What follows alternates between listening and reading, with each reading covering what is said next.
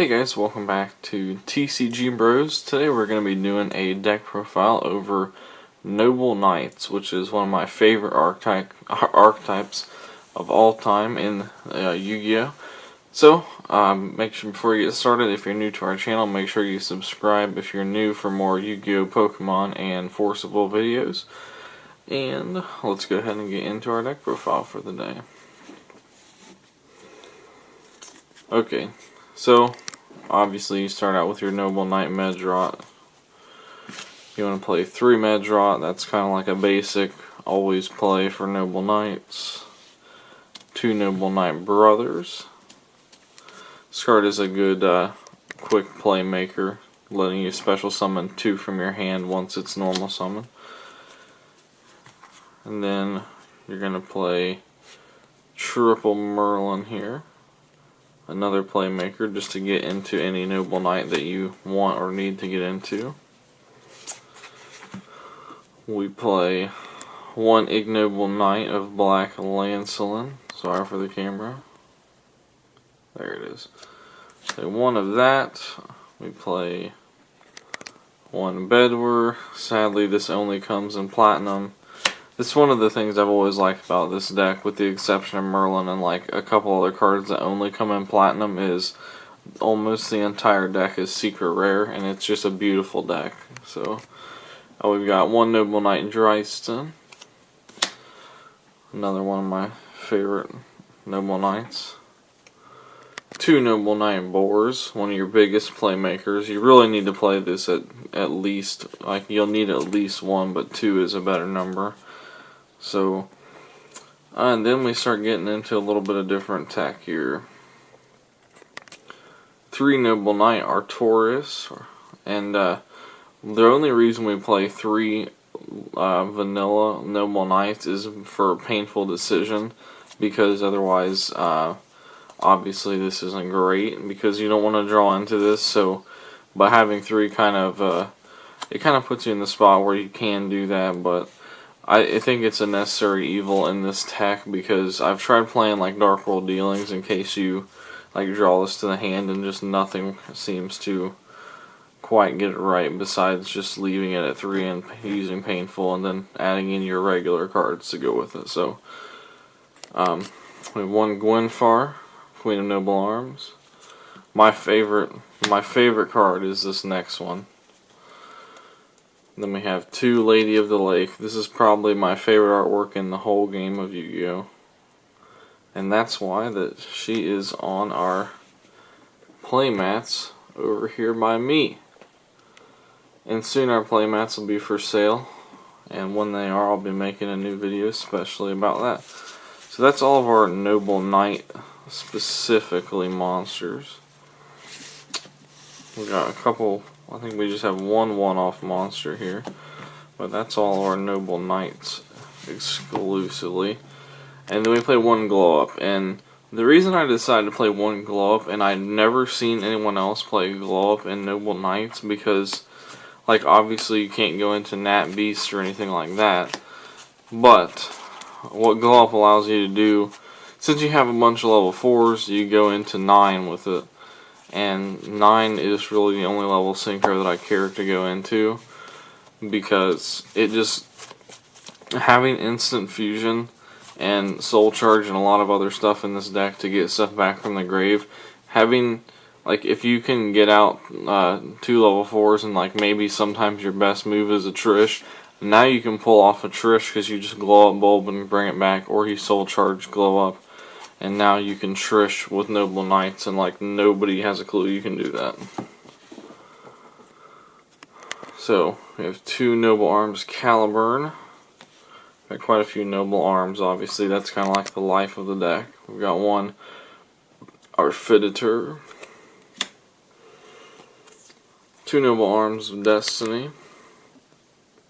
One of the best ones by far. And then we have 2 Excalibur, and I know a lot of people don't play this, and I at first I wasn't a fan of 2 at first, but once you get into your more complicated plays and start to understand the deck a little better, sometimes I think for the majority of the time 2 is really good. Going forward, one last chapter. I tried and tried and tried to play this at more, and every single time I would like open that card, and it sucks if you open it. It's awful. So playing 1, you just pray you don't open that card because it's bad. It's just terrible if you open it.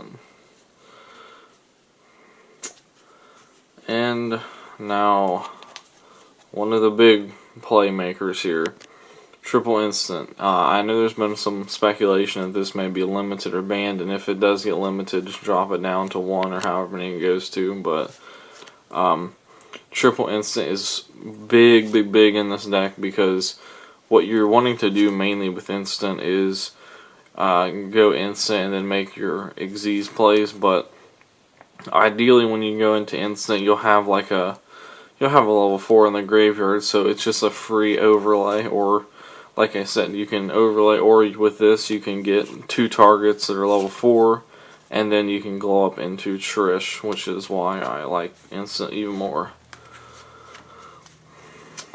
Continuing on, 2 Kaiser Coliseum.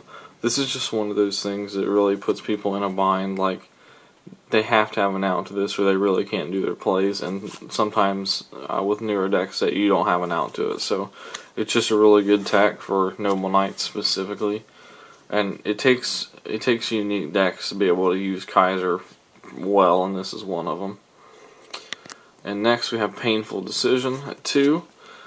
We do run 3 copies of Artorigus, but having 2 of these is plenty, and what you do is you just dump one to the grave. Obviously, after you use one of these, the other one is going to be dead, but by that point you'll have been able to get your plays off more than likely. So you're going to Painful Decision and dump an Artorigus, grab an Artorigus, and then you have targets for some of your other plays. Continuing on, we have 1 for 1. This is to get out your lady and go into your Noble Knight Synchro, or to get out Glow Up Mold. 1 Twin Twister. This is just your 1 double MST, as I'm going to call it. 1 Soul Charge, because you have a lot of level 4s, and one of my bros on Instagram was talking to me about using Soul Charge, and he said like one of the funniest moves is to like have a couple on board and then Soul Charge and then go into a number 86, and I was like, that's just cruel. So 1 Rhoda, so we're running out of camera space over there, and 1 Foolish Burial, and this can be just to ditch your unwanted Artorigus, as if your Foolish is dead, or if your Painful Decision is dead, or you have Glow Up Bulb in the deck still, that kind of stuff. So it works out. So that is it for all of our spells. That's it for our whole main deck. Now we're going to get into our extra deck. Okay, moving on to our extra deck. I'm going to go kind of quickly over our extra deck just to save you guys some time, because the extra deck can get, the Noble Knight ones can get kind of complicated effect-wise, but it's just something you got to learn over time.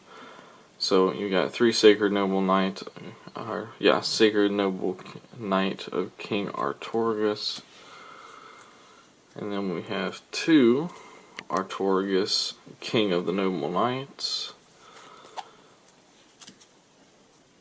and then we have 1 Ignoble Knight of High Lancelin, and then your one throw off your opponent card, Trishula.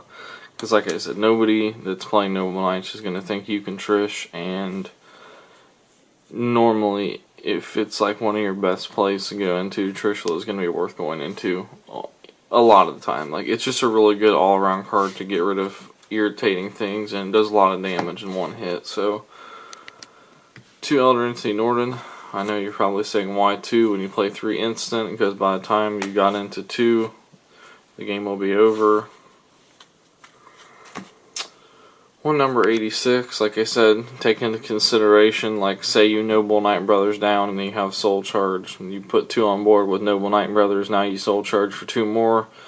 Now you destroy your opponent's entire board and have a crazy high attack monster that can't be destroyed on board.